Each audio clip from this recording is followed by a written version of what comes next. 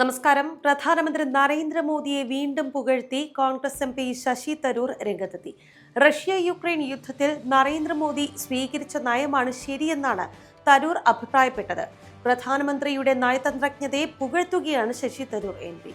റഷ്യയ്ക്കും യുക്രൈനും ഒരേ സമയം സ്വീകാര്യനായ വ്യക്തിയാണ് മോദി.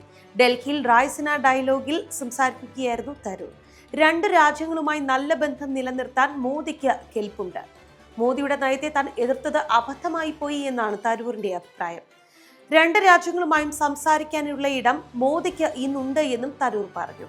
തരൂരിന്റെ പ്രശംസ BJP ഏറ്റെടുത്തിരിക്കുകയാണ്. വലിയ ആവേശമാണ് BJPക്ക് തരൂരിന്റെ അഭിപ്രായം നൽകിയിരിക്കുന്നത്. തരൂരിന്റെ നിലപാട് സാമൂഹ്യ മാധ്യമങ്ങളിൽ വിഷയമാക്കുന്നുണ്ട് BJP. തരൂരിനെ ടാഗ് ചെയ്താണ് BJP സംസ്ഥാന അധ്യക്ഷൻ K. സുരേന്ദ്രൻ എക്സിൽ അഭിനന്ദന കുറിപ്പിട്ടിരിക്കുന്നത്.